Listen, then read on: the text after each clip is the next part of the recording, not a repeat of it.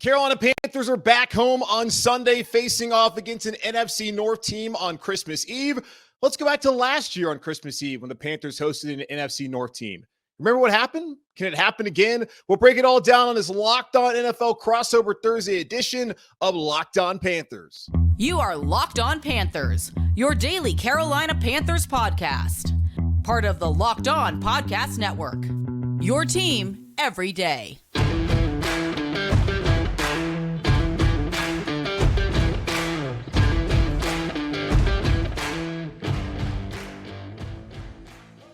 Welcome into another edition of the Locked On Panthers and Locked On Packers podcast. We are a part of the Locked On Podcast Network, where you can check me out, Julian Council, the host of Locked On Panthers, and him, Peter Bukowski, the host of Locked On Packers. Talk about the Panthers and Packers, respectively, every Monday through Friday. Your team every day is our motto here on the Locked On Podcast Network. Check us out on YouTube or wherever you follow your favorite podcast.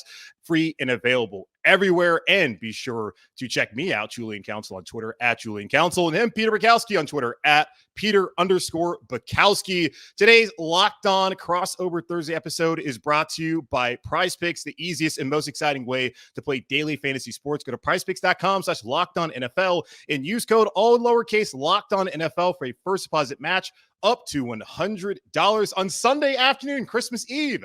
The 2-12 Carolina Panthers will face off against the 6-8 Green Bay Packers at Bank of America Stadium in Uptown Charlotte. Peter, how excited are you for this holiday affair?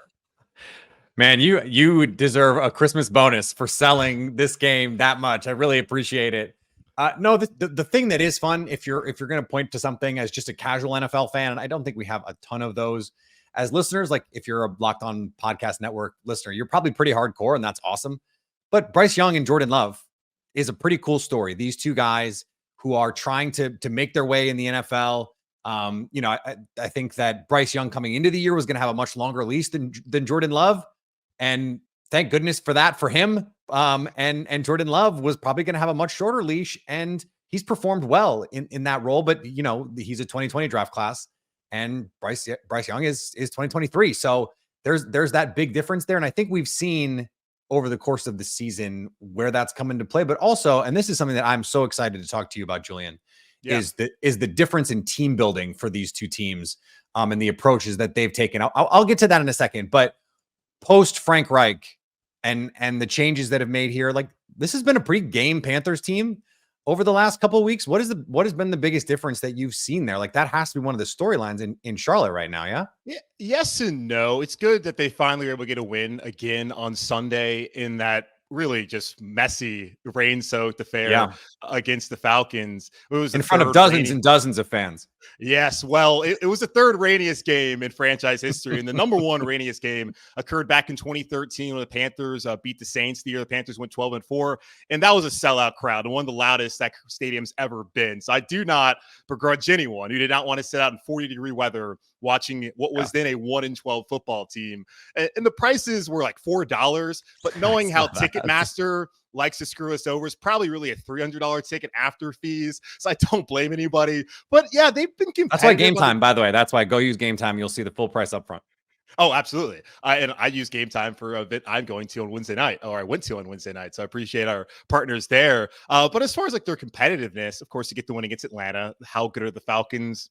They're not that great. Have a negative point differential at this point in time in the season. They're probably now out of the NFC South title race along with the NFC wildcard race, even if they're only a game out. I just don't see that happening now, going back to Taylor Heineke and where that team stands, and the fact they lost to the 2-12 Carolina Panthers. The defense has played well. Offensively, they've started to run the football better, but there's still a lot to be desired as far as the passing game goes. But I did like Bryce Young able to complete 75% of his passes and put together a game-winning drive for the second time this season against the Falcons on Sunday afternoon. So I'm interested to see if he can stack good performances in back-to-back weeks and kind of see how he stacks up against a guy in Jordan Love, who I've seen bits and pieces of him. I saw the Kansas City game, which of course is controversial, the ending there, a little bit of the game against the Giants. I know the Packers lost that. How are fans feeling about Jordan Love? How's the organization feeling about Jordan Love through 14 games so far this season? I think those were, of course, two different cohorts. And so we have to remember that. What is happening in the fan base is very rarely what is happening inside the organization, right? Sure. This is just how this works. But interestingly, I say all that to say, I think it's in a very similar place. I think the confidence right now in Jordan Love is very high. And that when the season started, that was certainly not the case. And I'm not sure, frankly, Julian, it was the case in either cohort. Like, I don't know if the front office and the coaching staff were totally sold on Jordan Love. And certainly the fan base was not totally sold on Jordan Love. If you'd asked this fan base about Halloween, how they were feeling about Jordan Love, probably would not have been so great. That being said, one of our media friends, Jake Morley, over at Packer Report, does a poll every week. And the poll, it's on Twitter, and it's just is Jordan Love, yes, no. And so he's been tracking this is basically an approval rating, right? Right. Tracking the approval rating. And basically over the last, since Halloween, essentially, we're talking about 90+% of the votes on yes. And so part of that is because he's just been a different quarterback. Like, he's improved so much in the areas where you have to see quarterbacks improve. The deep ball was a big problem early on. He's now one of the most efficient and effective deep ball throwers in the league. From the clean pocket. That's one of those key stats. We talked about this yesterday on Locked On Packers. He was making mistakes from a clean pocket when it was good and there for him. This is something, by the way, I think Bryce Young already does pretty well, is from a clean pocket. Let's just find the guy and hit him and throw an accurate ball. All of a sudden, since week 9, he's been one of the best quarterbacks in the league from a clean pocket. And that was true once again on Sunday. The defense has just been such a mess. That has been such a huge problem for them. Yeah. It is one of those things. And if you go back to 2018, the Packers were having a forgettable season. That was Mike McCarthy and Aaron Rodgers. They lose to Josh Rosen and the Arizona Cardinals, who were, I believe, winless at the time, or maybe had a 1 win.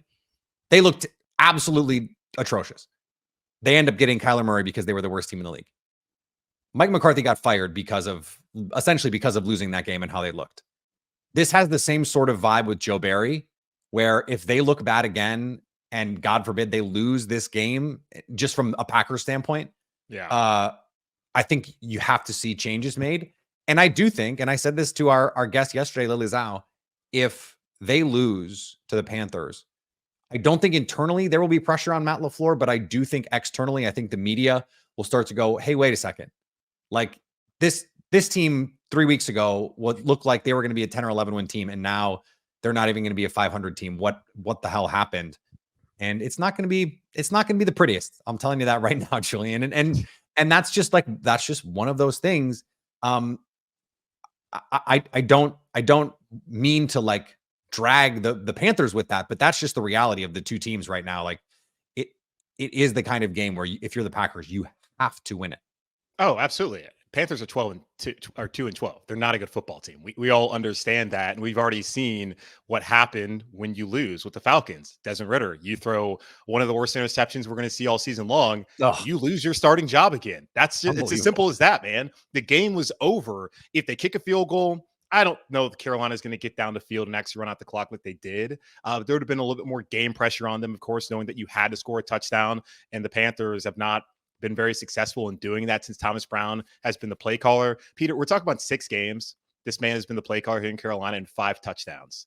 3 of those games, they did not score a touchdown. That includes the game on Sunday, which makes it all the more hilarious, knowing who the opponent was too. Being Atlanta, the Panthers won that game without scoring a touchdown in those conditions. So yeah, if the Packers lose this game, I think it's only fair that someone probably loses their job, because that's what should happen when you lose to a team as bad as the Carolina Panthers. Now, the vibes have been good so far this week, so I'm not trying to obviously be negative at the Panthers, but you're right. It's just the reality. This is not a good football team. Oh, they've been pretty bad in Green Bay, let me tell you. And when you lose to a bad football team, bad things are likely to happen. But I want to talk about some of those matchups, because I did have a listener ask me about the Packers defense on my mailbag episode on Wednesday, and whether this could be a breakout game for Bryce Young. I looked at some of the numbers. It's possible, but I am concerned about one matchup in particular. So look at some of the matchups, some of the key players in this Christmas Eve showdown between the 2-12 Panthers. Sell it. I love it. Sell it. In 8 Packers here in just a moment on Locked On Panthers and Locked On Packers.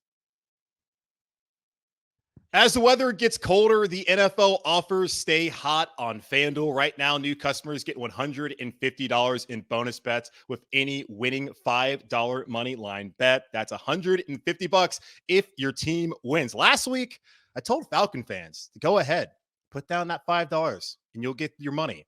Didn't happen. Packer fans, are you willing to do it? Are you willing to make that risk? The Panthers are hot. Never know. But not really. If you've been thinking about joining FanDuel, there's no better time to get in on the action than right now. The NFL playoff picture is heating up. Got the NBA going on, men's and women's college basketball, the NHL. If that's your thing, you got the college bowl season. Are there too many bowl games? Not if you're a betting man. There's not enough bowl games. The app is so easy to use. There's a wide range of betting options, including spreads, player props, over-unders, and more. So visit FanDuel.com/locked-on and kick off the NFL season, which we kicked off 16 weeks ago. FanDuel, official partner of the NFL. Back here on Locked On Panthers and Locked On Packers, it's yet another Locked On NFL crossover Thursday presented by our friends over at PrizePicks. Julian Council here with you, the host of Locked On Panthers, joined by Peter Bukowski, the host of Locked On Packers, breaking down this NFC matchup on Christmas Eve. And the last time there was a Christmas Eve game here at Bank of America Stadium in Charlotte a year ago, the Panthers did face off against an NFC North opponent in the Detroit Lions, and the Carolina Panthers, who had a struggling offense last year like they do now, had the highest total yardage output in franchise history. Could that be a repeat on Sunday afternoon? If it does, then your friend Barry may no longer have a job there in Green Bay. Peter, let's look at some of the matchups and some of the players heading into this game on Sunday. What matchup are you in particular looking at from the Packers' perspective on Sunday afternoon in this game? Yeah, it would not be a very Merry Christmas if that were to happen. I'm so sorry. I'm so sorry. No, the thing that I'm watching here is the Packers with their defense, of course. It was absolutely shredded by Baker Mayfield. One of the worst performances you will see all season by a defense, just by alignment. Like, forget execution, just by you have a call that makes no sense for the circumstance. You have a philosophy that makes no sense for the circumstance. On 3rd and 3, you're playing quarters with corners at 6 and 7 yard depth, bailing. Like, why? For what? This was the most damning stat for me, Julian. Chris Godwin, 12 targets, 10 catches, right? Chris Godwin's a good player. Like that, Chris Godwin eats you up. It's not a big deal, right? Average separation in the game, this is next gen stats, was over 4 yards. Over 4 yards with an average depth of target at 8 yards. That is actually impossible. Like, the math doesn't math on that. And the reason is the average cushion that he was being given was over 7 yards. That's just free access. That's just free money. Like, you can't down in and down out be throwing short and still having your corners play at depth. It just doesn't make sense. And it's pretty frustrating watching. I like don't generally get mad at stuff because I'm just sort of like, why? This just, as a football fan, like, take the Packers part of this out of it. If, like, when I see the Chargers doing it, it bugs me too.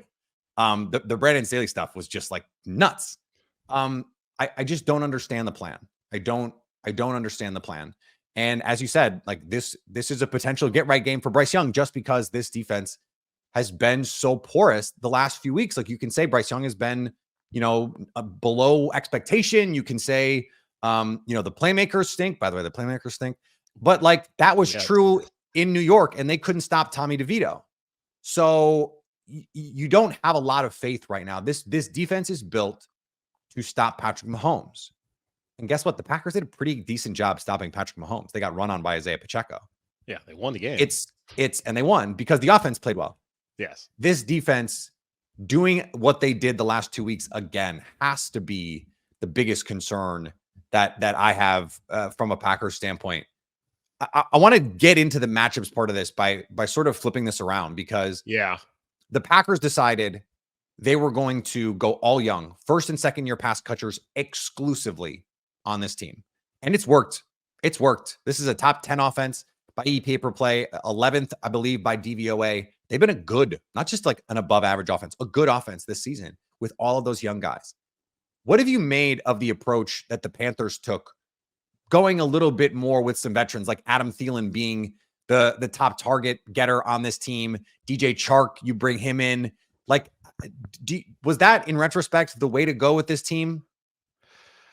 I had to go back and listen to what I said back on March 10th when the Panthers made that trade up to number one and sent DJ Moore to the Bears. I didn't want to come back on here and tell people something that I didn't actually say. So going back and listening to it, I was not a fan of the move to send DJ Moore. And having gone through this season, I'm still not a fan of sending DJ Moore to the Bears, while also understanding, because context is important, that deal does not get done without DJ Moore being a part of it, because the Bears wanted to pair their young rookie, well, not rookie quarterback, their quarterback on a rookie salary, plays like a rookie, with a top tier wide receiver. And because that's what you do. You want to see whether you have the right guy. And the best way to do it is to put weapons around him. And of course, the Carolina Panthers have not done that with Bryce Young. Now, I also said at the time too, like, let's give it a week to see where the world's at after kind of the first round of free agency, to see who the Carolina Panthers had brought in. And by that point in time, they had brought in Adam Thielen, which has worked out wonders, especially considering the expectation. And I felt like at age 33, and I always feel gross saying this because I'm only 30, at age 33, this is about as good as you would expect out of Adam Thielen. I thought he could give you something. My concern is at age 34, which he'll be here again next year, what are you getting out of Adam Thielen and what's around Adam Thielen at wide receiver? Because he can't be your pseudo number one for 2 years in a row. And then they also brought in Hayden Hurst, who's now out for the season with concussion issues. And God bless him, because what he's talking about seems to be pretty serious. But he did not really fulfill that pass-catching tight end role that we thought was going to happen here in Carolina, especially in that Frank Reich offense that has loved to utilize the tight end in the past, and even marrying the concepts that Thomas Brown was bringing over from LA, where we've seen tight ends have success in a McVay offense. So looking at it on paper, you could see maybe more options when you factor in those guys, bringing in DJ Chark, Miles Sanders, who it's been a while since he actually was a threat out of the backfield in the passing game. But there felt like there's more options than there were at the end of the 2022 season, when it was just DJ Moore and then sometimes Terrace Marshall, who has been a healthy scratch for 5 weeks in a row here in Carolina, former second-round pick in 2021. So, yes, in hindsight, it wasn't great. And even when it played out, didn't seem great. Now what the Carolina Panthers have to do, obviously, is they have to find someone to put in that wide receiver room, along with Jonathan Mingo, who's had his moments the last couple of weeks, the second-round rookie out of Ole Miss, talented kid, Adam Thielen, but they got to find a number one. I just found it comical when the trade deadline was coming up and there was reports about, the Panthers want to acquire a number one receiver. Who the hell is sending you a number one receiver in October? And also they had one. Remember, they had one. Right, you had one. And the problem really is that they did this in a very poor wide receiver market, and people can go back and say, why didn't they go get DeAndre Hopkins? And Hopkins has been fine. It's not like he's been, does he really change that much for the Carolina Panthers this season? I don't think so. And then seeing what he got from Tennessee, Carolina wasn't going to spend that kind of money. They wouldn't even spend that kind of money on Leonard Floyd, who could have helped them out in the pass rush, as they instead brought in Justin Houston, who asked for his release after totaling a grand total of a half a sack this season. So the Panthers weren't really trying to be big spenders in the first place. I appreciated a lot of the deals weren't that much that you could get out of them after a year, maybe two. But of course, they got to find a number one, and it's probably going to have to be free agency, maybe targeting a guy like T. Higgins, if you truly believe he's number one, right? Michael Pittman, but it's going to probably cost him, because I don't think Indianapolis or Cincinnati are letting those guys go for free. They would be dumb to do it, but I don't think it's going to happen. So it's going to be difficult to see how they build this team. And before you even get there, who's going to be the general manager? Is it going to be Scott Fitterer still? He's been given no assurances that he's going to be back next season. My whole thing is, okay, we got 3 games left in the season. You fired Frank Reich 3 weeks ago. What exactly is going to change the next 3 weeks that's going to magically change David Tepper's mind about keeping Scott Fitterer around? If he was going to be gone, why wasn't he gone 3 weeks ago? Why is he still here right now? So to me, it feels like he's going to be sticking around here in Carolina, which I don't know if that's the best decision, but it's been a collaborative process throughout the roster building. Reich, there's players that he wanted, like DJ Chark, who had a great catch on Sunday to help them win the game, but has been obviously not good for Carolina. There's players that Ajero Avero, the DC, wanted, namely DJ Johnson, the player that they trade up in the third round to get as an edge rusher, and he's given them absolutely nothing so far as a 25-year-old project at edge rusher. yeah, it's gonna be an interesting offseason, Peter, to figure out what this team's gonna do. And it's hard too, right? Because the Packers were able to leverage multiple second-round picks into Jaden Reed and Luke Musgrave, and they've been huge for them. But also like Tucker Kraft, Dontavian Wicks, Malik Heath, like they found a multitude of players. When you trade half your draft away to get Bryce Young, it's hard then to supplement with other young pieces. What they needed was Terrace Marshall to be better than he's been. They needed Tommy Tremble to become more. I mean, he's a nice player, but like more of a difference maker than he's become. He's someone that I'm pretty sure, based on what I've been told, that the Packers were pretty into in terms of what he could be for this offense. The other thing that I am looking at in terms of opportunities to exploit matchups, this Panthers passing defense has been pretty solid, right? Like middle of the pack in terms of DVOA, EPA per play. Like that's on a team that overall stinks in terms of like record and overall stats. That's good, right? Like that's doing something nice. Oh yeah, defensively they've been run defense, Julian. Like there are two teams allowing positive EPAs per rush. Like rushing is generally not a positive EPA per play. Two teams, and the Panthers are twice as worse as the 31st team in rush EPA. Like that's pretty bad. So how are they finding that balance? What's working and then what is not? Because I feel like teams that have not been able to stop the Packers ground attack have really struggled, because then they get into the play action game and they have cooked people with the play action game. Well, we've seen the last couple of weeks they've had success stopping the run. New Orleans did not do very much on them 2 weeks ago, and then you look at the game on Sunday where you knew. Well, New Orleans can't run on anybody, but it's better when you do it against Atlanta. Then you start to say, okay, that's nice. Oh yeah, and in Atlanta, when the rushing against Carolina only had 1.7 yards per carry.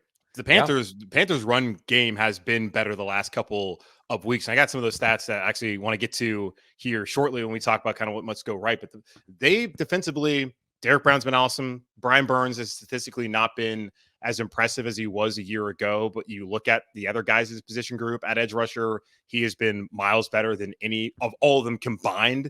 So the defense, they're great when it comes to total yardage allowed, not great in the red zone, don't get takeaways. They got 2 last week, and that was the difference in the game. And it'll be interesting to see what they're able to do that again on Sunday against the Green Bay Packers. But let's get into more of the game here on the other side. We'll look at what needs to go right for the Packers, other than the fact they need a win so they can stay in the NFC playoff race, and what needs to go right for the Carolina Panthers, who, let's just play spoiler again for the second week in a row. We'll talk about that here on this Locked On NFL crossover Thursday edition of Locked On Panthers and Locked On Packers next. Whenever the game clock stops, that's time to order in with DoorDash. Order pizza, wings, soda, burgers, or even just buns on DoorDash and get it all delivered without missing the game. Score football season's best deals on groceries, restaurants, retail, and more. All of your favorite restaurants and stores from retail to grocery are on the app, so you can shop everything you need to get game day ready. Stock up on your favorite appetizers and order all your tailgate gear on DoorDash to get ready to watch your team win. That is if you're a Packers fan, really a fan of any team that's not named the Carolina Panthers this season. And I love a lot of spots here in Charlotte locally that use DoorDash. Got Hawthorne Pizza nearby, go there all the time. Got Yafo, been hit up Mama Ricotta's a ton recently. You guys can also do that by going to DoorDash. Get 50% off up to a $10 value when you spend $15 or more on your first order when you download the DoorDash app and enter code LOCKED23, subject to change. Terms apply. That's 50% off up to a $10 value when you spend $15 or more on your first order when you download the DoorDash app and enter code LOCKED23. Again, subject change. Terms apply. All right, Peter, we're almost there. We're almost to Sunday, Christmas Eve. The big day is coming up on Monday for some. Marquee matchup. Cannot wait. Hey, the Panthers, they might be 2-12, but you cannot tell the story of the NFL season and the NFC playoff picture without talking about the Carolina Panthers. They've already got one victim. That was the Atlanta Falcons last Sunday. Do they get a second victim this week? Do they get one again next week against Jacksonville? And then week 18, I've talked about this.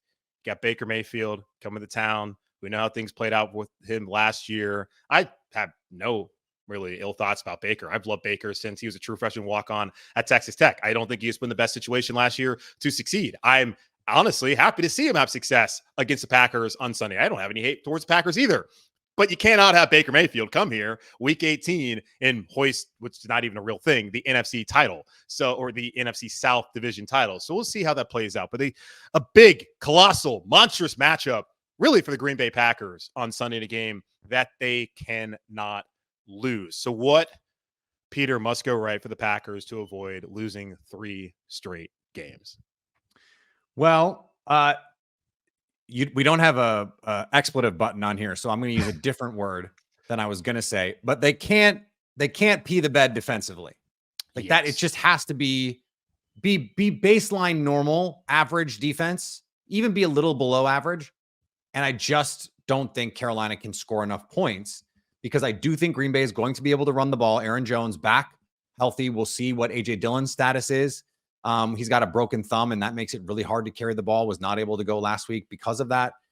Emmanuel Wilson, who's their 3rd string running back, back at practice yesterday. So that could be a potential boost. He's a really intriguing UDFA running back that they brought in. He's got some real juice. Really, really nifty player in the open field. I think the Packers are going to be able to score more than like 14, 17 points.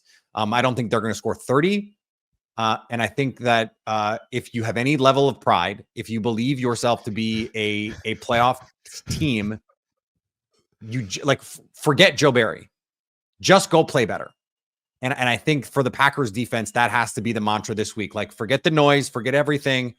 Go beat a bad Panthers team and figure out what comes next. And that's the plan to me. So I think if the defense is just kind of meh, if they're not the story of the game, then I think the Packers win. And because I think the offense is going to be fine. I love it. If you have any level of pride, you go out there and you beat a bad Panthers team. And honestly, you're right. Because that's where you kind of do get to the point of the season where, okay, you're 6-8. You lost to a Giants team that's not very good. Tommy DeVito, right. I guess it's a fun story. I watched his career back at Syracuse and at Illinois. At no point have I ever been impressed by Tommy DeVito. The only thing that's been impressive so far is the fact that he's actually playing in the NFL, that he's starting NFL games. And I know it's due to injury, but that he's even in position to start NFL games. So good for him. The jawline's pretty good too. He's a good looking guy, I have to say. He's not my type, but sure. But yeah, no, I mean, Tommy DeVito, like that happening. And then the Baker Mayfield perfect passer rating. Was it only the second quarterback to ever do that? Lambeau Field, and the other one's Aaron Rodgers, who we know is going to have the first visiting QB ever. Oh my God. So maybe put Baker in a Hall of Fame. Not Peyton Manning, not Tom Brady, not Dan Marino. Eli, all those years. That's Baker Mayfield. Not even all those years, but still. Panthers legend Baker Mayfield. Yes, for like 7 games. God bless you, Baker. We'll see you in a couple of weeks. I think for the Panthers, it's funny like doing these things. It's pretty basic stuff. You don't turn the football over. You got to protect your quarterback. And I was looking at some of the numbers, looking at Pro Football Reference, and the Packers are 7th in pressure percentage this season. They're 8th in quarterback knockdown percentage and 6th in quarterback hurry percentage. The Panthers offensive line has been in shambles all season long. I think in large part because of, the injuries. They have played 6 different left guards and 8 different right guards this season. Wow. Cade Mays, who they drafted in the 6th round last year out of Tennessee, will be starting at left guard. Then Gabe Jackson, who came in the 3rd quarter to replace a UDFA in Nash Jensen out of North Dakota State. Gabe Jackson, longtime veteran, he'll probably be out there at right guard. So there's your 13th different guard combination of the season here in Carolina. That doesn't help Bradley Bozeman, the center, because he's playing next to different guys every single week and different guys throughout the game. Taylor Moton, he's been solid. He has been the only stalwart on the offensive line for 5+ years here in Carolina. If they had 5 of Taylor Motons, they would be fine. There would not be any conversations about potentially moving Ike Ekwonu, the left tackle, into guard. And I tell fans, it's not just that simple, because everybody that's on your starting offensive line coming into the season this year is under contract next year. And a couple of those guys, looking at the way they've restructured the deals, you can't really get rid of them. So you're going to have to just figure it out. And part of the reason they've had a problem too has just been the scheme when it comes to more of a wide zone run scheme. Last year, when they turned the season around, running the ball well under Steve Wilkes and being 6-6 and close to being the NFC South champions, they just went downhill. And Bradley Bozeman has been quoted to say that's what he's more comfortable in doing. And he was quoted in that story from Joe Person and Diana Rossini from The Athletic a couple weeks ago, really shedding a light into all the mess here in Carolina. So they've been kind of doing the whole square hole, round peg kind of deal here in Carolina, or if it's vice versa, whatever, you know what I'm trying to say. It hasn't worked out so far this season, but they have run the ball well the last couple of weeks. Now, the Packers do not have a great run defense so far this season. Looking at it, they're third worst in run defense in the league. They're fourth worst in yards per attempt. Not great. The Panthers, the last 3 weeks, have averaged 155 yards on the ground, which is fourth most during that time. And they've really dedicated themselves to running the ball. And all this happens after they removed Frank Reich as a play caller and a head coach. And they have had 36 attempts per game the last 3 games, which is second most during that period of time in the NFL. So protecting Bryce against what has been a fairly solid pass rush and be able to run the football and take some pressure off of him, that is the way the Carolina Panthers can win this game. And I brought up before, last year, they played an NFC North team at home on Christmas Eve, and they ran all over them. I'm looking at an NFC team from the North as well, and the Packers, who is susceptible to giving up some big run plays and has struggled defensively. I don't think the Panthers are going to win this game with Bryce Young throwing for 250 plus, which would be awesome. I think they have to win the game by running the ball for over 200 yards again on Sunday afternoon. 4 times this Packers defense has given them 200 yards rushing. No team has done it more than twice except them. So if there's a week for it, this is going to be the week. And remember, it was that rushing game in particular against Detroit. They dominated that line of scrimmage. And that was when going into that week 18 matchup, I was saying all week on Locked On Packers, I was like, you can bully this Lions front. And then, of course, the Packers didn't do that. So I think the Packers are going to win. I've got it like, I think 24-17 is a reasonable thing because I don't think the defense is going to be great, but like 17 is a lot of points for the Panthers to score. And so I think like that's the defense performing average to below average, and Green Bay gets a chance to get the win as a result. I don't think it's going to be like, it could certainly be 31-17, but I think more likely we're looking at a close-ish game. The Panthers play with a little bit of pride. The Packers trying to figure things out, but need this game so much more. And I think late in the season, sometimes urgency is really the only difference you need. I also think there's a pretty clear talent discrepancy here. So that's where I am. And we'll be live after the game to talk about it on YouTube. The Locked On Packers YouTube. Go subscribe. Would love you to do that. Yeah, and I don't disagree at all. I think this is a game the Packers absolutely should win and probably will win. I know the line, looking at FanDuel, is at 5, a favor of the Packers here on the road. Opened at 5.5, so gone down. And also knowing that Packer fans travel, we've seen what it's looked like in the stands here in Carolina. Maybe in the stocking, the people are going to find some tickets that are Panther fans to go to the game on Sunday. I don't know. It is going to be enough of them to be able to nullify the amount of Packer fans that will be in the stands on Sunday. So it's going to be probably a pseudo home game for Green Bay, which I'm sure the Packers are pretty used to across the NFL, but especially coming down here to Carolina, look at the state of the franchise and where the fan base is at. And it's not a criticism of the fan base. David Tepper, this is your fault. This is your doing. And well, until you fix it, this is just going to be the reality. But yeah, I think Green Bay will win this game. The Panthers defensively, they can keep them in it. They've done it the last couple of weeks. New Orleans only had 207 yards total. Atlanta had 204 total. I think the Packers probably have more than that. The Panthers defense have shown that they can keep the offense in the game. The offense just has to do something to take it and go out there and actually win the game. But I think Green Bay probably wins. But I could see the Panthers maybe losing this game by 4, maybe a field goal. So we'll see how it goes on Sunday afternoon. But it's going to wrap up this edition of Locked On Panthers and Locked On Packers, presented by our friends over at PrizePicks, our Locked On NFL Crossover Thursday partner. I'm Julian Council, the host of Locked On Panthers. Follow me on Twitter at Julian Council. He is Peter Bukowski, the host of Locked On Packers. Follow him on Twitter at Peter_Bukowski. And check us out live on YouTube after the game, respectively, on Locked On Panthers YouTube channel and the Locked On Packers YouTube channel. But in the meantime, y'all, be safe, be happy, be whole. Enjoy the rest of your weekend, and we'll talk to you on Christmas Eve.